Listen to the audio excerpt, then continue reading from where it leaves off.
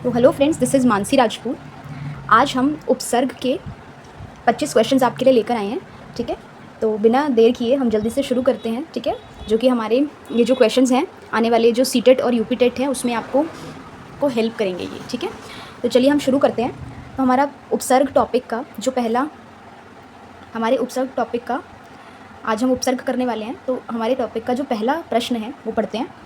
तो पहला प्रश्न हमसे पूछ रहा है, अत्यंत शब्द में किस उपसर्ग का प्रयोग हुआ है। तो देखिए, अत्यंत शब्द में किस उपसर्ग का प्रयोग हुआ है। यदि हम अत्यंत की संधि विच्छेद करते हैं तो ये होगा अति प्लस अंत। ठीक है, तो इसमें किस उपसर्ग का प्रयोग हुआ है, अति। तो हमारा कौन सा ऑप्शन बिल्कुल ठीक हो जाएगा, ऑप्शन ब। ठीक है, तो प्रश्न संख्या 1 का ऑप्शन बी जो है वो बिल्कुल करेक्ट उत्तर हो जाएगा। ठीक है, चलिए प्रश्न 2 पर चलते हैं। किस शब्द में अनु उपसर्ग का प्रयोग नहीं हुआ है। तो हमें यहाँ बताना है इन चारों ऑप्शंस में से कि किस शब्द में अनु उपसर्ग का प्रयोग नहीं हुआ है। तो अन्वेषण जो है ये बना है अनु जमा एषण से। अनुवाद जो शब्द है ये बना है अनु जमा वाद से, तो इसमें भी अनु उपसर्ग का प्रयोग है। ठीक है, फिर तीसरा है, अगर हम देखें तो जो अनुज है, अनुज में भी अनु उपसर्ग है, अनु जमा ज। तो एक बच्चा लास्ट हमारा अनुपम, जो अनुपम है उसमें अनु जो है वो उपसर्ग के रूप में इस्तेमाल नहीं हुआ है, जबकि क्योंकि जो अनुपम है उसमें अगर हम उसको अलग करते हैं, संधि करते हैं इसकी, तो ये बनेगी अन प्लस उपम। ठीक है, तो यहाँ पे अन जो है, यहाँ पे अनु की जगह अन इस्तेमाल हुआ है उपसर्ग में, तो हमारा जो ऑप्शन सी है वो बिल्कुल करेक्ट हो जाएगा। ठीक है, क्योंकि इसमें अनु उपसर्ग का प्रयोग नहीं हुआ है। चलिए अब तीसरे प्रश्न की तरफ चलते हैं।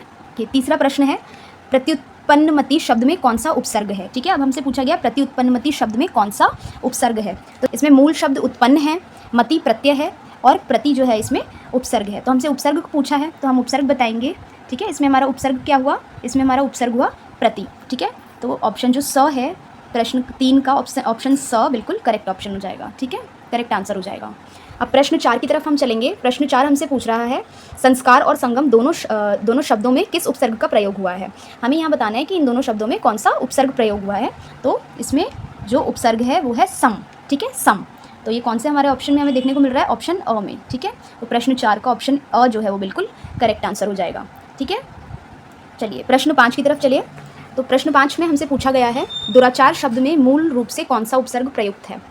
तो दुराचार शब्द में कौन सा उपसर्ग इसमें प्रयोग किया गया है, दुहु। ठीक है, इसमें है दुहु आचार, तो इसमें दुराचार में दु जो है वो उपसर्ग है। तो हमारा ऑप्शन अ जो है प्रश्न 5 का बिल्कुल करेक्ट उत्तर होगा। ठीक है,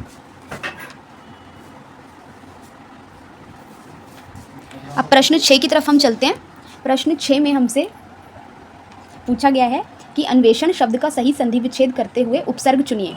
ठीक है, तो अन्वेषण शब्द का सही संधि विच्छेद करते हुए हमें उपसर्ग चुनना है। अन्वेषण का सही संधि विच्छेद क्या होगा, अनु प्लस एषण। ठीक है, अनु प्लस एषण इसका सही संधि विच्छेद है। तो आपका ऑप्शन ब जो है वो प्रश्न 6 का बिल्कुल करेक्ट आंसर हो जाएगा। ठीक है, चलिए प्रश्न 7 की तरफ चलते हैं। प्रश्न 7 में हमसे पूछा गया है, उपसर्ग का प्रयोग शब्द में कहाँ होता है। उपसर्ग का प्रयोग, ये तो हमें पता ही है कि उपसर्ग मीन्स उप का मतलब है पहले, तो शब्द में सबसे पहले जिसका इस्तेमाल होता है उसको क्या कहा जाता है, उपसर्ग। तो शब्द के अंत में, शब्द के मध्य में, शब्द के आदि शुरुआत में। तो ऑप्शन स जो है हमारा वो बिल्कुल करेक्ट हो जाएगा। ठीक है, शब्द के शुरुआत में उपसर्ग का प्रयोग किया जाता है। तो प्रश्न 7 का उत्तर स बिल्कुल करेक्ट आंसर है। ठीक है, चलिए प्रश्न 8 की तरफ चलते हैं। प्रश्न 8 में हमसे पूछा गया है, परोपकार शब्द में कितने उपसर्गों का प्रयोग हुआ है। परोपकार शब्द में हमें बताना है कि कितने उपसर्गों का प्रयोग हुआ है। तो अगर हम परोपकार शब्द का संधि विच्छेद करेंगे तो ये बनेगा पर जमा उप जमा कार। तो इन 3 शब्दों से मिलकर बना है परोपकार। तो इसमें कार जो है वो मूल शब्द है और पर जमा उप ये दो उपसर्ग हैं। तो यानी हमारे कितने उपसर्गों का इस्तेमाल हुआ है इसमें, 2 उपसर्गों का, पर जमा उप। ठीक है, तो हम यहाँ पर ऑप्शन ब जो है हमारा वो बिल्कुल करेक्ट हो जाएगा। ठीक है, तो परोपकार शब्द में 2 उपसर्गों का प्रयोग हुआ है। ठीक है, चलिए प्रश्न 9 में हमसे पूछा गया है, उपाध्यक्ष शब्द में कौन सा उपसर्ग लगा है। हमें बताना है उपाध्यक्ष शब्द में कौन सा उपसर्ग लगा है। तो उपाध्यक्ष को भी अगर हम तोड़ें तो ये उप जमा अधि जमा अक्ष इससे मिलकर बना है। ठीक है, तो इसमें भी 2 उपसर्ग हैं, उप जमा अधि।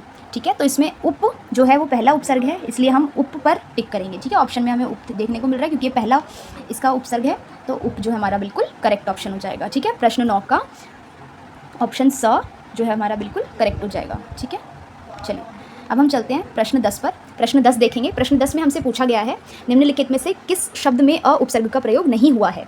अ उपसर्ग का प्रयोग हमें बताना है किस में से किस में नहीं हुआ है। तो अनुज में, क्योंकि इसमें जो पहला ऑप्शन जो इसमें पहला शब्द उपसर्ग है वो अनु है, ठीक है, तो उसमें अ का उपसर्ग प्रयोग नहीं हुआ है। जबकि अनाथ में अ उपसर्ग है, अचल में भी अ उपसर्ग है और अधर्म में भी अ उपसर्ग है, लेकिन सिर्फ स अनु जैसा ऑप्शन है जिसमें अनु उपसर्ग है, तो इसमें अ उपसर्ग का प्रयोग नहीं हुआ है, इसलिए हमारा स जो है वो प्रश्न 10 का ठीक आंसर हो जाएगा। ठीक है, चलिए प्रश्न 11 हमसे पूछ रहा है लावारिस और लाजवाब में प्रयुक्त ला उपसर्ग किस भाषा का है। तो देखिए दोस्तों, जो उपसर्ग है ये अरबी और फारसी भाषा का उपसर्ग है। ठीक है, अरबी और फारसी भाषा का उपसर्ग है ये, तो इसीलिए हम इसको हमारा ऑप्शन स जो है वो बिल्कुल करेक्ट आंसर हो जाएगा प्रश्न 11 का। ठीक है, अब प्रश्न 12 हमसे पूछ रहा है अधखिला और अधमरा शब्दों में प्रयुक्त अध किस प्रकार का उपसर्ग है। अधखिला और अधमरा शब्दों में अध जो है वो किस प्रकार का उपसर्ग है हमें बताना है। तो अध का अर्थ होता है आधा। ठीक है, ये तद्भव हिंदी का ये उपसर्ग है, हमारी जो तद्भव हिंदी है उसी में से ये उपसर्ग लिया गया है अध। ठीक है, अध मीन्स आधा, आधा खिला या आधा मरा। ठीक है, इसलिए तद्भव हिंदी का ये एक उपसर्ग है अध। ठीक है, तो ऑप्शन ब जो है वो प्रश्न 12 का सही उत्तर हो जाएगा। चलिए अब हम प्रश्न 13 पर चलते हैं। प्रश्न 13 में हमसे पूछा है निष्कपट शब्द में व्याकरणिक दृष्टि से शुद्ध उपसर्ग कौन सा है। तो निष्कपट शब्द में हमें शुद्ध उपसर्ग बताना है कौन सा है। तो इसमें कौन सा उपसर्ग है हमारा निश। निश में जो निश है वो हमारा ऑप्शन बिल्कुल ठीक हो जाएगा, क्योंकि ये किससे मिलकर बना है, निश जमा कपट। ठीक है, निश कपट, निश प्लस कपट, तो निश हमारा क्या हो जाएगा, शुद्ध उपसर्ग हो जाएगा। तो ऑप्शन अ जो है प्रश्न 13 का बिल्कुल करेक्ट आंसर है। चलिए प्रश्न 14 की तरफ चलेंगे। सज्जन शब्द में कौन सा उपसर्ग है, हमें बताना है कि सज्जन शब्द में कौन सा उपसर्ग है। तो सज्जन किससे मिलकर बना है, सत प्लस जन, सत जमा जन। ठीक है, सतजन, तो सतजन से मिलकर बना है सज्जन। तो ऑप्शन ब जो है प्रश्न 14 का बिल्कुल करेक्ट आंसर होगा। ठीक है, प्रश्न 15 पर चलेंगे। प्रश्न 15 में हमसे पूछा है उद्गम या उत्कर्ष में मूल उपसर्ग कौन सा माना जाता है। ठीक है, उद्गम या उत्कर्ष में हमें बताना है कि मूल उपसर्ग कौन सा है। तो इसमें उद्गम में उत तथा उद दोनों को ही ठीक माना जाता है दोस्तों, तो इसलिए उत और उद दोनों ही हमारे उत्तर होंगे। ठीक है, उत तथा उद दोनों को मूल रूप से उद्गम और उत्कर्ष में उपसर्ग माना जाता है। ठीक है, तो ऑप्शन अ जो है वो 15 का करेक्ट आंसर होगा। चलिए प्रश्न 16 पर चलेंगे। प्रश्न 16 में हमसे पूछा है गैर हाजिर शब्द में किस भाषा का उपसर्ग जुड़ा है। तो गैर हाजिर शब्द में हमें बताना है कि कौन सा उपसर्ग है। तो गैर हाजिर में गैर, ठीक है, गैर जो है वही उपसर्ग है, गैर प्लस हाजिर, ये दो शब्दों को जोड़कर बना है गैर हाजिर, गैर प्लस हाजिर। ठीक है, तो इसमें हमसे पूछा गया है कि ये कौन से शब्द किस भाषा का उपसर्ग है। तो हम ये देखकर ही बता सकते हैं कि ये जो है विदेशी भाषा का उपसर्ग है, विदेशी उपसर्ग है। और ये विदेशी भाषा कौन सी है, उर्दू या फारसी। ठीक है, उर्दू या फारसी से ये लिया गया है गैर। ठीक है, गैर शब्द। किस शब्द में कु उपसर्ग नहीं है। अब हमें इस प्रश्न में बताना है कि कौन से शब्द में कु उपसर्ग इस्तेमाल नहीं किया गया है। तो देखिए, कुमार्ग किसको बनाकर जोड़कर बना है, कु जमा मार्ग। कुपुत्र किससे बना है, कु जमा पुत्र।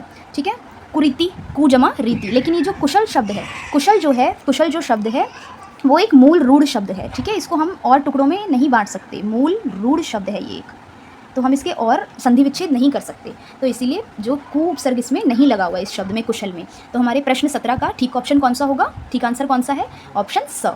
ठीक है, चलिए अब प्रश्न 18 की तरफ चलते हैं। प्रत्युपकार शब्द में कौन सा उपसर्ग है हमें बताना है।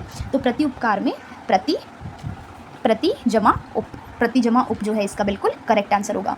तो प्रश्न 18 का ऑप्शन बी जो है वो बिल्कुल करेक्ट आंसर है। प्रश्न 19 स्वाभिमान शब्द में प्रयुक्त उपसर्गों का सही समूह है। स्वाभिमान में हमें उपसर्गों का सही समूह बताना है। तो स्व जमा क्या होगा इसमें से देखकर बताइए, स्व जमा अभि जमा मान, इससे बना है। तो स्व जमा अभि ये हमें कहाँ पर देखने को मिल रहा है, ऑप्शन स में। तो ऑप्शन स जो है स्व जमा अभि प्रश्न 19 का बिल्कुल करेक्ट ऑप्शन होगा। ठीक है, अब चलिए प्रश्न 20 की तरफ देखें।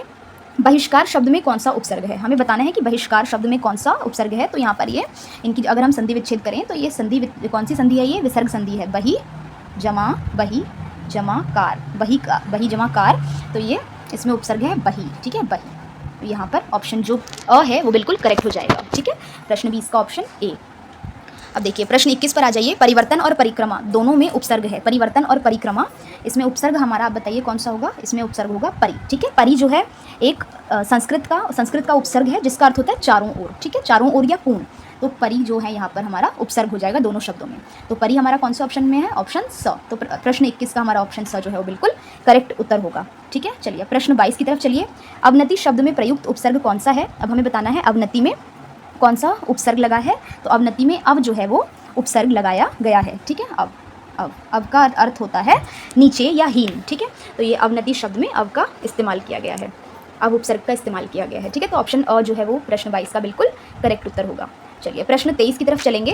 प्रश्न 23 हमसे पूछ रहा है दुष्परिणाम शब्द में उपसर्ग बताइए। हमें दुष्परिणाम शब्द में उपसर्ग बताना है, तो दुष्परिणाम में कौन सा उपसर्ग होगा? दुष। ठीक है, दुष, संस्कृत का दुष जो उपसर्ग है वो बिल्कुल करेक्ट ऑप्शन हो जाएगा हमारा। तो ऑप्शन अ जो है वो प्रश्न 23 का करेक्ट आंसर होगा, दुष। ठीक है, चलिए प्रश्न 24, सेकेंड लास्ट क्वेश्चन हमारा। 19 शब्द में कौन सा हिंदी उपसर्ग प्रयुक्त हुआ है? 19 शब्द में हमें उपसर्ग बताना है, तो 19 शब्द में उन, देखिए उन का अर्थ होता है एक कम, उन का अर्थ होता है एक कम। ठीक है, एक कम, 20 में एक कम, तो इसलिए कौन से उपसर्ग से 19 बना है? उन से। तो 19 जो है हमारा, जो ऑप्शन अ है वो प्रश्न 24 का हमारा बिल्कुल करेक्ट उत्तर हो जाएगा, उन। ठीक है, चलिए आज का लास्ट क्वेश्चन हमारा जो हम डिस्कस करने वाले हैं वो क्या है? किस शब्द में वी उपसर्ग का अर्थ विशेष रूप से प्रकट हो रहा है? तो हमें यहाँ बताना है कि वी उपसर्ग का जो अर्थ है वो विशेष रूप में प्रकट हो रहा है, जिसका अर्थ विशेष है। ठीक है, ऐसा कौन सा शब्द है जिसमें वी उपसर्ग का इस्तेमाल हो रहा है और उसका अर्थ क्या है? विशेष। तो ऐसा कौन सा शब्द है? इसमें ये शब्द है विज्ञान। ठीक है, विज्ञान, विज्ञान जो हमारा सही ऑप्शन है। ठीक है, वी प्लस ज्ञान, वी जमा ज्ञान। ठीक है, विज्ञान। तो उम्मीद करती हूँ कि आपके लिए ये जो उपसर्ग की ये जो हमारी MCQ क्वेश्चंस का सेट था, प्रैक्टिस सेट था, ये आपके लिए हेल्पफुल रहेगा। आप इसमें से प्रैक्टिस कीजिएगा। अगले आने वाली वीडियो में मैं आपके लिए और बाकी के 25 क्वेश्चंस उपसर्ग के लेकर आऊँगी। ऐसे ही हम प्रत्यय और बाकी सारे जितने भी व्याकरण के टॉपिक्स हैं उनको कवर अप करेंगे और पेडागोजी भी कवर अप करेंगे, ताकि आप अच्छे से अपने UP टेट और CTET और आने वाले अदर टेट एग्जाम्स की अच्छे से आप प्रिपरेशन कर पाएँ। Okay, thank you so much. मिलते हैं नेक्स्ट वीडियो में।